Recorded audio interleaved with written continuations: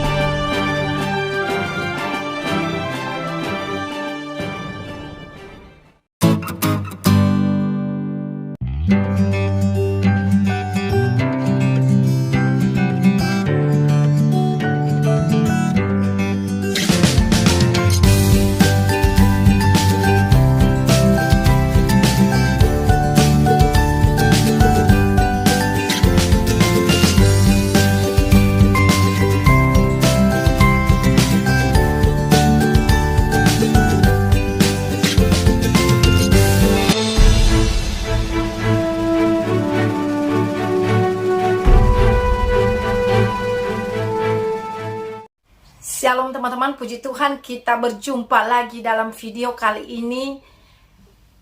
Saya berterima kasih kepada teman-temanku semuanya yang sudah setia mendukung kami dan mendukung TV Rekan Kristus ini. Doa saya kepada Tuhan, kiranya TV Rekan Kristus ini menjadi berkat bagi semuanya orang. Teman-teman, kali ini saya akan menjawab yaitu pertanyaan seorang ustadz, di mana ada pertanyaan dia tentang Yesus sewaktu Yesus meninggal dan diakuinya dalam videonya. Pertanyaan ini sudah banyak membuat orang Kristen mereka masuk Islam oleh karena pertanyaan semacam ini, karena mereka tidak bisa menjawab katanya teman-temanku. Dan kali ini kita akan menjawab pertanyaannya ini teman-teman di dalam video ini. Dan sebelum kita menjawab pertanyaan Ustadz ini, mari kita mendengarkan videonya terlebih dahulu teman-teman.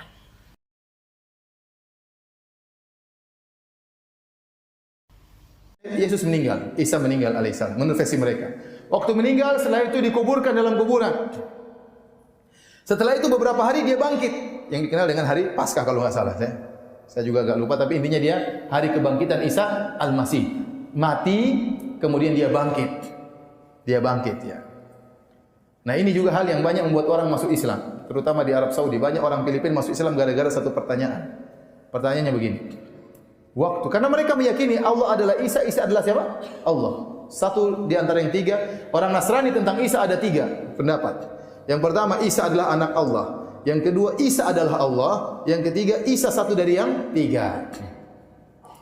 Pertanyaannya, waktu Nabi Isa meninggal dunia, apakah Tuhan Bapa juga ikut meninggal dunia? Ini pertanyaan. Mereka bingung. Kalau mereka bilang Tuhan Bapa tidak meninggal, berarti Tuhan Bapa lain dengan Tuhan Anak. Berarti Isa bukan apa? Allah. Kalau Isa bukan Allah, selesai. Berarti Isa bukan Tuhan. Tapi kalau mereka bilang Tuhan Bapa juga ikut meninggal, repot. Iblis lagi berjaya waktu itu. Tuhannya mati semua. Saya ulangi, ya. Ini buat mereka banyak masuk Islam. Tanya sama mereka, waktu Nabi Isa meninggal dunia, dikubur, meninggal dunia. Kan meninggal, iya mereka bilang meninggal. Membangkit lagi. Waktu beliau meninggal, Tuhan Bapa ikut meninggal atau tidak? Tinggal mereka jawab. Kalau mereka bilang Tuhan Bapa tidak meninggal, berarti Yesus bukan Allah. Dan itu yang kita inginkan. Yesus lain, Allah lain. Tidak satu kesatuan. Satu tidak sama dengan tiga, tiga tidak sama dengan satu. Kalau meninggal siapa yang bangkitkan kalau begitu? Jangan-jangan iblis yang bangkitkan. Baik. Nah, itulah dia teman-teman, pertanyaan dia katanya yang membuat orang Kristen bingung, katanya tidak bisa menjawabnya. Nah, teman-teman, mereka memakai kalimat ini untuk menyesatkan Alkitab, untuk menyesatkan umat percaya kepada Tuhan Yesus. Kenapa dia tidak menceritakan ada mukjizat di dalam Yesus? Kenapa dia tidak ceritakan Yesus hidup selama-lamanya? Kenapa dia tidak menceritakan kebangkitan Tuhan Yesus? Kenapa dia hanya menceritakan kematian Tuhan Yesus? Kalau memang kita ceritakan kematian Tuhan Yesus, kita harus tahu kenapa dia mati dan kenapa dia harus mengalami kematian. Kematian Tuhan Yesus adalah pekerjaan Roh Kudus, bukan pekerjaan manusia. Jadi itu adalah pekerjaan Tuhan. Sama kita kalau mengerjakan sesuatu berbeda cara atau berbeda aturan, ya misalnya kita bangun rumah ya, misalnya kita bangun rumah, berbeda cara membuat rumah batu dan berbeda juga cara membuat rumah dari papan atau dari kayu. Karena memang begitulah caranya menyelamatkan umatnya, dia rela menjadi manusia. Karena yang mati kepada Yesus, kepada Tuhan, bukan roh. Yang mati kepada Yesus hanyalah dagingnya. Tidak sama seperti kita, jika kita mati di luar Yesus, kita akan binasa selama-lamanya di neraka. Tetapi Yesus berbeda, dia mati secara daging hanya 3 hari. Hanya 3 hari. Lalu dia bangkit pada hari ketiga. Jadi kalau dia tadi berkata, itu tidak bisa dijawab, itu tidak masuk akal sama sekali. Jadi jawabannya, Yesus itu mati hanya daging. Hanya secara daging, rohnya tidak mati. Hidup kekal selama-lamanya. Kalau manusia tidak melanggar perjanjian Tuhan, tidak jatuh dalam dosa, maka Yesus tidak perlu mati seperti itu secara daging. Karena Yesus itu atau Allah itu roh adanya. Jadi kita harus tahu hal ini. Kita harus mengerti hal ini, teman-teman. Jangan mau kita sesat oleh penyesat-penyesat seperti itu. Jangan mau dibelokkan iman saudara oleh karena orang-orang yang tidak bertanggung jawab seperti itu. Jadi pada saat Yesus meninggal, adalah juga dia sudah terpisah dari Tuhan. Dia sudah mengosongkan dirinya dan mengambil rupa sebagai hamba dan rela menjelma menjadi manusia. Hanya satu tujuan, untuk memberikan kabar baik dan keselamatan bagi dunia ini. Jadi kenapa Anda tidak bercerita setelah dia bangkit? Kenapa Anda tidak bercerita kenapa Yesus bisa mengadakan mujizat? Kenapa Yesus mempunyai kuasa? Kenapa Yesus berani berkata, akulah jalan, akulah hidup, dan tidak ada sampai kepada Bapa kalau tidak melalui aku? Kenapa mereka tidak berkata sedemikian? Kenapa mereka hanya mengutip ayat Alkitab lalu memakai itu untuk melemahkan iman orang Kristen? Kenapa mereka selalu membelokkan kebenaran firman Tuhan? Pertanyaannya teman-teman, kenapa itu Yesus harus terpisah dengan Allah, dengan Tuhan? Karena Tuhan itu roh. Jadi dia tidak bisa datang sebagai roh, walaupun kadangkala Tuhan Yesus datang dengan Roh Kudus berbicara kepada anak-anaknya. Sama seperti kalau dia lakukan mujizat. Bagaimana kalau Tuhan mengadakan mujizat itu, yang buta melihat, seakan-akan seperti tidak ada terjadi apa-apa, padahal kita rasakan kuasa Tuhan itu terjadi.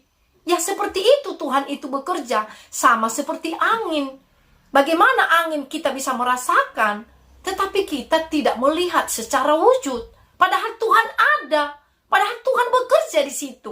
Seperti itulah dia. Jadi karena Tuhan mau menyelamatkan umatnya, harus dia tunjukkan dirinya secara wujud, ya, supaya bisa bertemu muka dengan manusia. Karena manusia sudah jatuh dalam dosa, jadi dia harus dijadikan dosa. Jadi itu dia jawabannya. Pertanyaan saya teman-teman, simpel saja sebenarnya. Bagaimana Tuhan menjadikan segala sesuatunya hanya dengan perkataan? Bagaimana dia membentuk, kalau sejarah Alkitab berkata, membentuk manusia pertama, dia bentuk dari tanah, lalu diembus dan jadi, bernafas. Dan yang lain-lainnya semuanya dijadikan oleh Tuhan. Jadilah terang, maka jadi. Jadi Tuhan itu roh. Makanya sebelum Adam dan Hawa melanggar apa yang sudah ditetapkan oleh Tuhan, belum jatuh dalam dosa, manusia itu bisa berbicara dengan Tuhan, bisa bertemu dengan Tuhan. Tetapi waktu dia sudah melanggar perjanjian Tuhan, manusia itu sudah terpisah dengan Tuhan itu sendiri. Dan inilah yang mau dipulihkan oleh Tuhan. Makanya ada namanya Yesus. Karena itu Roh Kudus yang memberikan nama itu sudah dinubuatkan. Jadi bukan asal-asalan kedatangan Tuhan Yesus ke dunia ini. Sudah ditentukan untuk apa dia datang. Dan ingat, saya ulangi, hanya 3 hari Yesus mengalami kematian. Setelah 3 hari Yesus, dia bangkit. Dan dia juga sebelum naik ke sorga, dia membuktikan dia telah bangkit dari antara orang mati kepada murid-muridnya. Dan bukan hanya muridnya saksinya, malaikat juga menyaksikan itu. Malaikat yang berbicara atau Roh Kudus juga yang berbicara kepada murid-muridnya ketika mereka datang ke kuburan mencari Yesus. Dan itu sejarah Alkitab berkata. Jadi kalau Ustadz ini membelokkan kebenaran Tuhan, itu tidak masuk akal sama sekali ya. Kalau orang-orang yang sudah tahu kebenaran Tuhan, saya yakin tidak akan tergoyangkan. Tidak akan bisa dipengaruhi. Tetapi kalau dia tidak tahu kebenaran firman Tuhan, memang. Makanya kita orang-orang percaya, kita harus banyak membaca firman Tuhan. Kita harus banyak mengerti isi hati Tuhan. Isi hati Tuhan ada di dalam Alkitab semuanya. Jadi Yesus itu dia tidak berbuat dosa. Yesus itu tidak tahu dosa. Tetapi dia menanggung dosa. Dia bersatu dengan murid-muridnya. Dia bisa makan bersama-sama. Dia juga berdoa. Untuk apa? Itu untuk mengajari manusia itu atau murid-muridnya melakukan kehendak Tuhan, melakukan kehendak Bapa di sorga. Jadi dia menjadi contoh, dia menjadi teladan. Dan luar biasa ajaran Yesus. Kasihanilah musuhmu, berdoalah buat orang yang menganiaya engkau. Dan tidak ada pelajaran semacam ini atau seperti ini di dalam pelajaran yang lain. Belum pernah saya dengarkan. Jadi bukan asal-asalan Yesus datang ke dunia ini. Ya kalau mereka ngomong Yesus ke neraka, Yesus anak haram, Yesus anjing, itu urusan mereka. Dan ingat, karena hanya Yesus jalan ke sorga, hanya Yesus jalan kehidupan. Di luar Yesus akan binasa, itu kata firman Tuhan. Dan hanya Yesus yang telah rela menebus dosa-dosa setiap orang yang percaya kepadanya. Jadi Yesus itu setelah mati dan bangkit pada hari ketiga, dia hidup untuk selama-lamanya. Dia di surga. Itu Alkitab berkata dan saya percaya Alkitab.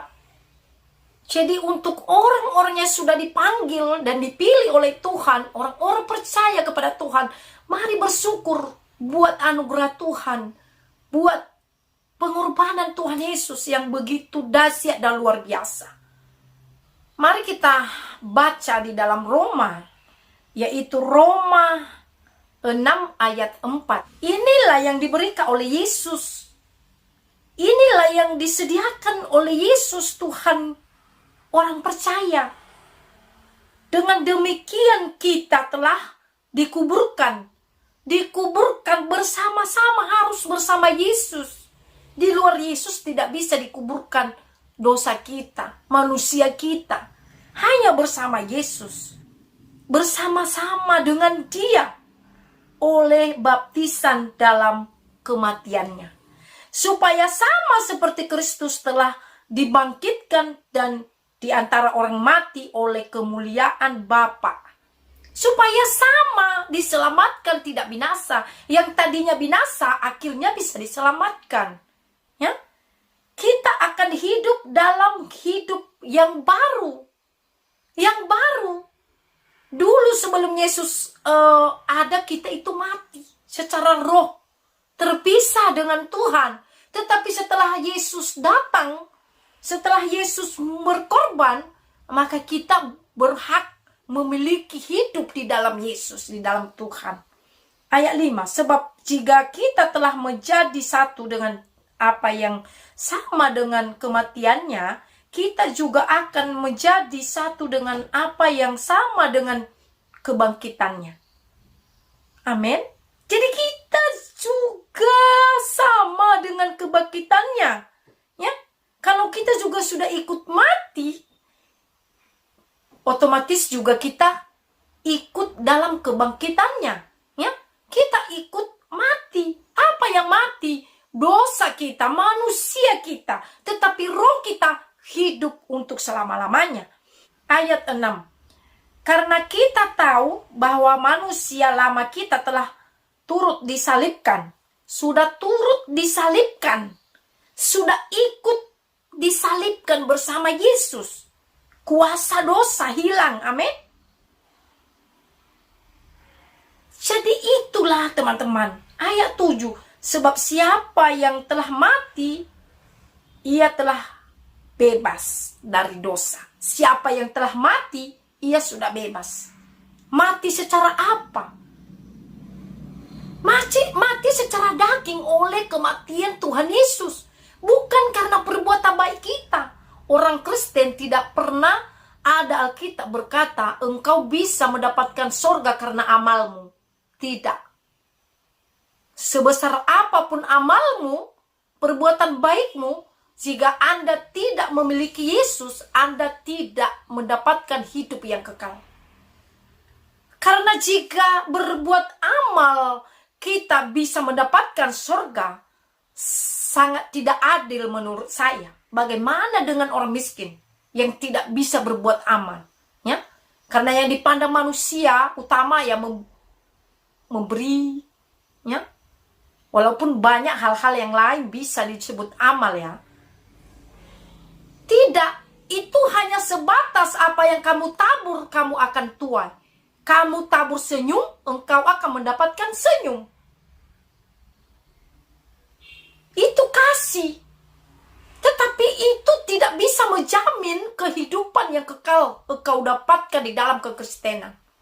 Di dalam Kristen tidak ada engkau bisa mendapatkan surga karena amalmu. Tetapi hanya karena engkau memiliki Yesus. Bukan karena engkau rohani.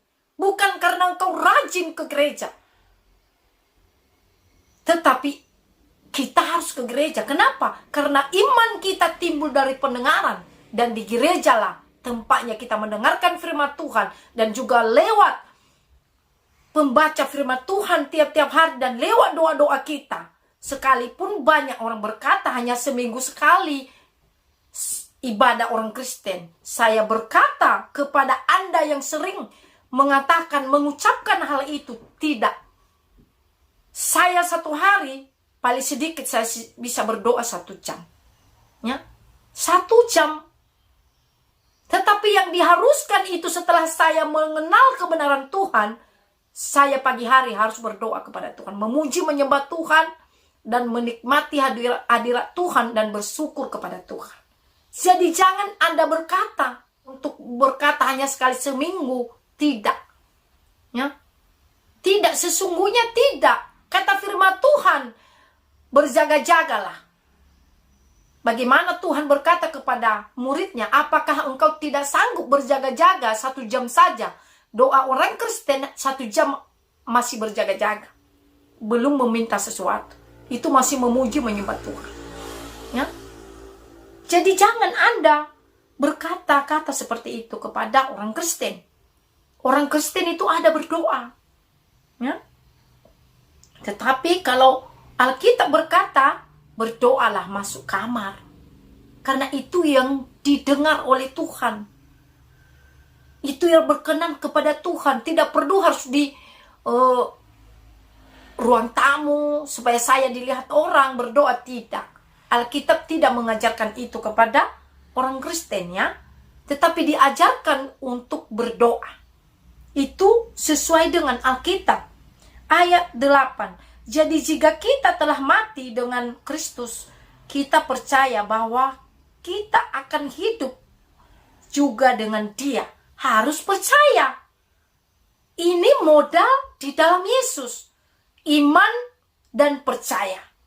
Harus diterima dengan iman. Tidak bisa juga asal saya Kristen KTP tapi tidak diterima dengan iman. Tidak diterima dengan kepercayaan. Nah, kembali lagi. Ini kepada kita orang-orang percaya. Bagaimana kita bisa menerima dengan iman? Bagaimana supaya iman kita tumbuh? Kita harus mendengarkan. Makanya harus ikut ibadah, setia untuk beribadah, setia untuk membaca firman Tuhan, setia untuk memuji menyembah Tuhan, setia untuk berdoa kepada Tuhan. Saya yakin Anda bisa beriman dan iman Anda bisa bertumbuh. Dan percaya apa kata firman Tuhan. Jangan menyepelekan apa kata firman Tuhan. Kalau Tuhan berkata, aku akan memberkati engkau, aminkan firman Tuhan itu. Itu yang Tuhan mau di dalam kekristenan. Ayat 9. Karena kita tahu bahwa Kristus sesudah ia bangkit dari antara orang mati, tidak mati lagi. Maut tidak berkuasa lagi atas dia. Jadi Yesus telah mati atau dia sudah bangkit dari antara orang mati, dia tidak mati lagi. Tidak ada lagi maut yang berkuasa atas dia. Dan imankanlah ini, aminkanlah firman Tuhan ini bagi orang-orang yang sudah di dalam Yesus atau yang masih ragu-ragu. Jangan ragu, jangan bimbang. Percaya apa kata firman Tuhan. Amin. Jadi tidak lagi mati, tidak lagi berkuasa maut atas dia. Kenapa? Karena dia Tuhan. Dan jika kita anak Tuhan yang sudah diselamatkan oleh Tuhan, kita berhak mendapatkan itu.